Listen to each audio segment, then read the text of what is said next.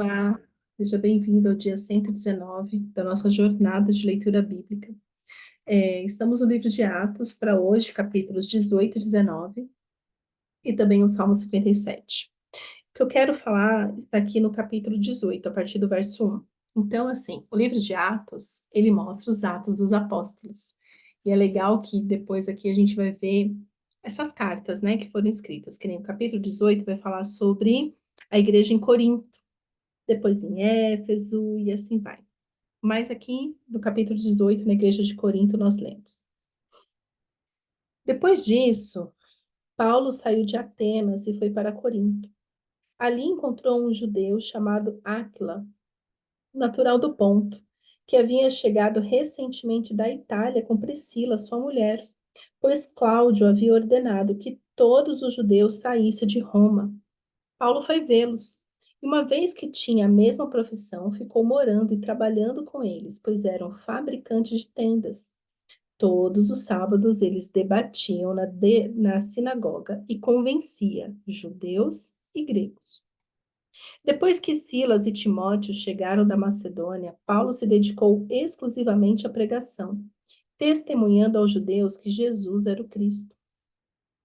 Opondo-se eles e lançando maldições, Paulo sacudiu a roupa e lhes disse: Caia sobre a cabeça de vocês o seu próprio sangue. Estou livre da minha responsabilidade. De agora em diante, irei para os gentios.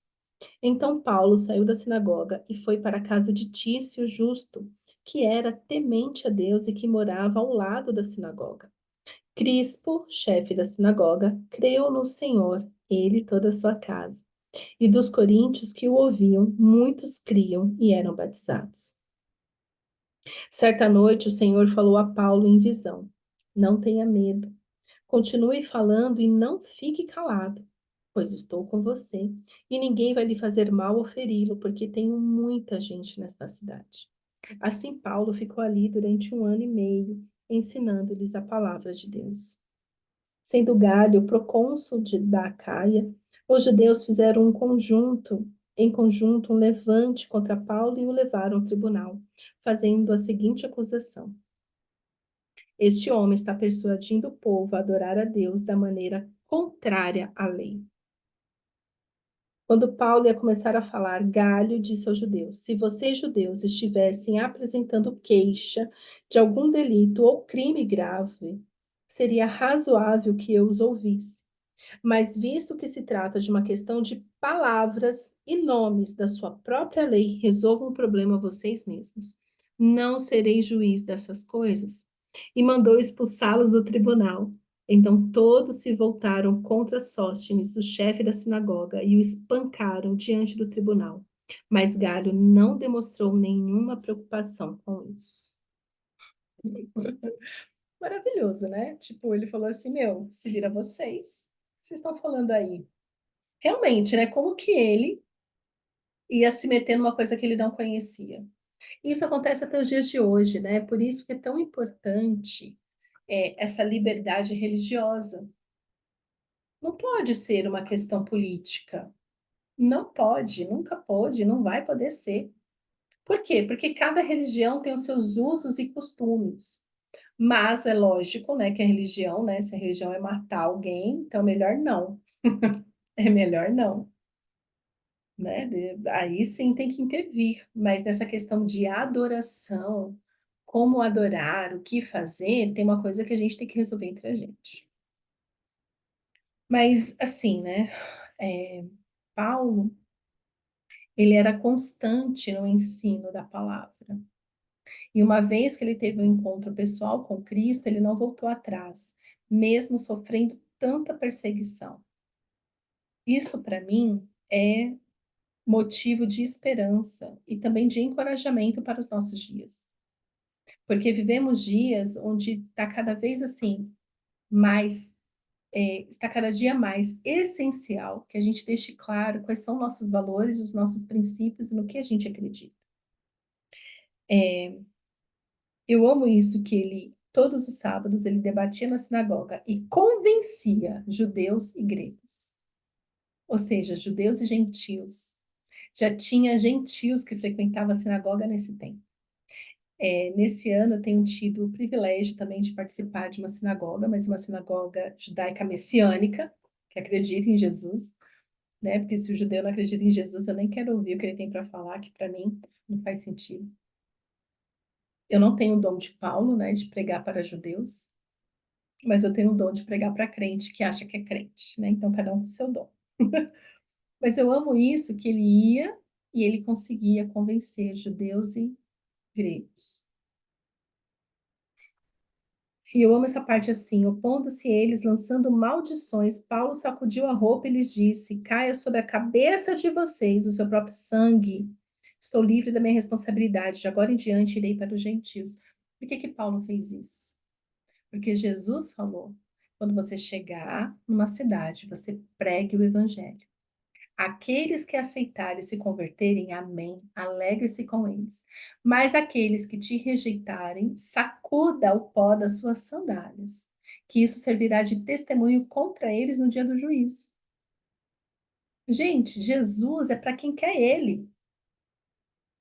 Por isso, quando a pessoa fala, não, a gente tem que fazer de novo, gente, isso se torna uma aberração. Isso é contra o próprio direcionamento que o Senhor deu. Né? Por isso que Jesus depois aparece para Paulo, olha, eu tenho muita gente nessa cidade, ou seja, é 100% da cidade? Não, mas uma parte dela sim. E como que elas vão reconhecer Jesus? Quando nós ensinamos a palavra de Deus. Quando nós mostramos quem é Jesus através da palavra de Deus. É assim que as pessoas se convertem. Que a pessoa fala assim, uau, isso aí que eu quero tanto, é só ter vida com Jesus? Para ter paz, felicidade, alegria, domínio próprio? É só se relacionar com Jesus? É. Uau, então é isso que eu quero, vou me render a ele. Mas tem pessoas que vão falar assim: eu não quero esse ensino, eu não quero saber quem é Jesus. Não, ah, você não quer? Então, ó, ema, cada um com seus problemas. Eu não vou mais, né? Paulo sacudiu a roupa, ele disse: caia sobre vocês, a cabeça de vocês, o seu próprio sangue. Nós precisamos ter esse discernimento. Por isso que essa bagunça, né? Eu tenho um amigo que ele fala que ele é crente há muitas décadas, ele fala que nunca viu tanto joio no meio da igreja, no meio do trigo. Tem muita gente ruim no meio da igreja. Gente ruim, ruim de caráter mesmo, sabe? Gente má. Gente, uma vez eu participei de uma igreja que depois eu fiquei sabendo, né? Que eu sou muito inocente nessas coisas, graças a Deus. Mas depois de um tempo, teve uma pessoa que me contou: ah, então, fulano tinha casa com ciclana, tal casal, para eles era normal e em swing. Ai, fulano, dentro da própria igreja, fazia troca de casais. Gente, que nojo. Que nojo, que nojo, que nojo. Mas por que que isso acontecia? Porque o que era pregado naquela igreja era o evangelho 100% Nutella. Este evangelho sem compromisso. Esse evangelho sem verdade.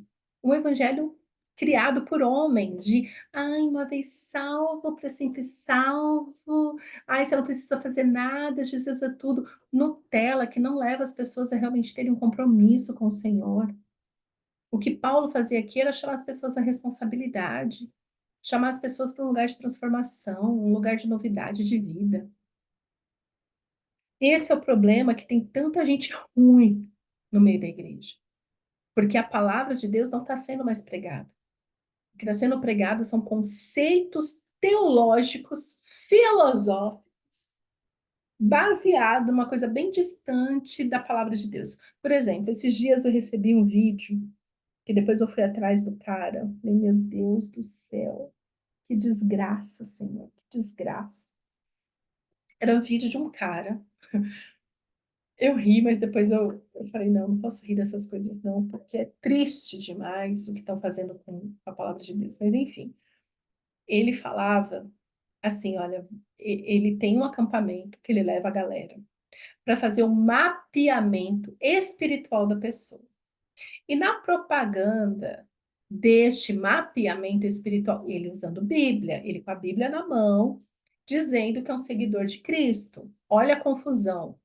Ele falava assim: olha, eu vou te trazer, eu vou fazer o seu mapeamento espiritual e eu vou te revelar qual é. Aí ele começava a dar uma lista, assim, qual é o seu anjo profético, Anjo profético. Qual é o seu nome profético? Qual é a sua lua profética? Qual é o seu planeta? Tudo é profético. Eu falei assim, que desgraça. Que porcaria de ocultismo é esse? Que isso é ocultismo, isso é macumba. Querer, sabe? A pessoa vai saber quem é Deus através da revelação que um terceiro falou, que não tem nada a ver com Bíblia. Nada a ver. Eu queria tanto que esse cidadão me falasse assim, não, está escrito aqui, ó, planeta profético de fulano, anjo profético de fulano, nome profético. Lá em Apocalipse fala mesmo que nós temos um nome que só o Senhor conhece, que vai ser revelado quando chegarmos na glória com Cristo. Você vai saber qual que é o nome pelo qual o Pai te conhece. Nem você sabe esse nome. Só o pai conhece. A pessoa é esse nome profético. Vai, cala a boca. Que Bíblia que você lê, filho?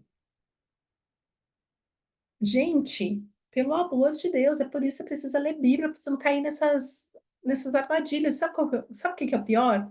Que se ele tem uma igreja onde ele prega essas asneiras, se ele tem um acampamento que ele vende as vagas desse acampamento, é porque tem gente que compra, que vai, tem gente que vai na igreja, por quê?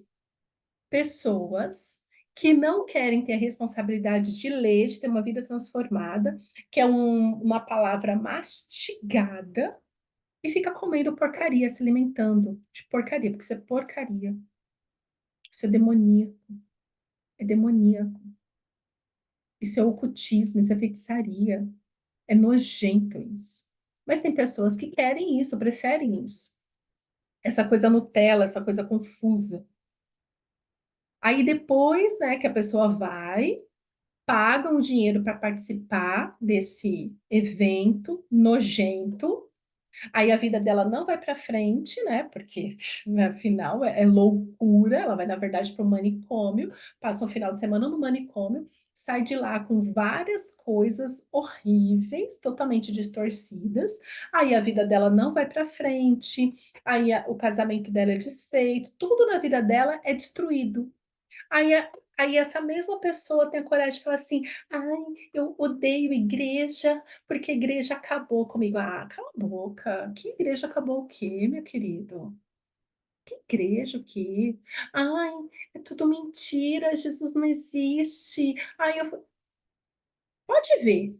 Pode ver que essas pessoas desigrejadas que enchem a boca para dizer sou desigrejada, que enchem a boca para dizer me decepcionei com o pastor, me decepcionei com a igreja, são pessoas que se relacionavam com homens, mas não se relacionavam com Deus. São pessoas que queriam aprender de Deus, ouvindo apenas o ser humano, sem ter intimidade com a palavra. Nós temos sim que ter comunhão uns com os outros. Nós lemos aqui constantemente o poder da igreja, da oração, da intercessão das pessoas. A palavra de Deus fala disso totalmente. Mas para eu ter comunhão com você, você comigo, nós dois precisamos falar a mesma língua, que é a palavra de Deus. Nada fora disso. Nada fora disso. Então, Paulo sacudiu, porque assim, Paulo estava mostrando para eles a verdade, mas eles não queriam. Porque a palavra de Deus nos leva para um lugar de decisão, de transformação de vida. Nós vimos no episódio anterior sobre não coma comida contaminada, consagrada a demônios. Aí a pessoa fala assim, mas eu cresci no centro de Umbanda, toda a minha família é de Umbanda, por que que eu não posso comer a comida que eles me derem? Tá, você quer comer a comida que eles te derem? Então coma. E colha. Colha as consequências disso. A palavra de Deus nos leva para um lugar de responsabilidade pelos nossos atos, e essas pessoas não queriam. Por isso que Paulo falou: vou sacudir, e o sangue de vocês agora é um problema de vocês. Vai cair sobre a cabeça de vocês. Eu não tenho nada a ver com isso. Aí Paulo foi e continuou a vida dele, né? E eu amo essa noite. O Senhor falou a Paulo em visão.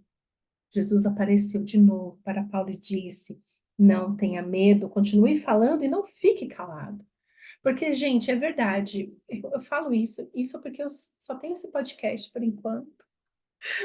Deus, o que mais o Senhor tem para mim? Mas dá vontade de parar de falar. O povo chato. Não o povo que quer saber do Senhor, mas o povo que não quer saber do Senhor, não quer falar sobre Bíblia, não quer falar, não quer ter vida com Deus, é um povo muito chato. E dá vontade mesmo de parar, de falar, não, deixa eu ficar aqui quietinha na minha, deixa eu não falar com ninguém, não, que aí ninguém me irrita, ninguém me enche o saco, e vida que segue. Mas aí, porque Jesus vem e fala, não, continue falando. Eu estou com você e ninguém vai lhe fazer mal ou feri-lo, porque tenho muita gente nessa cidade. Isso me impacta, me constrange no nível, porque assim, Jesus, ele conta comigo e com você.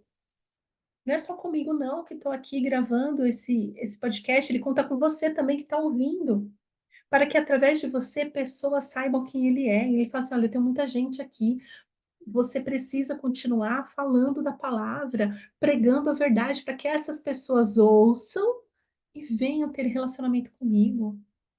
Tem muitas pessoas que não têm relacionamento com Jesus porque você não prega a palavra de Deus. Porque a sua vida não é um testemunho vivo de Deus, da verdade de Deus.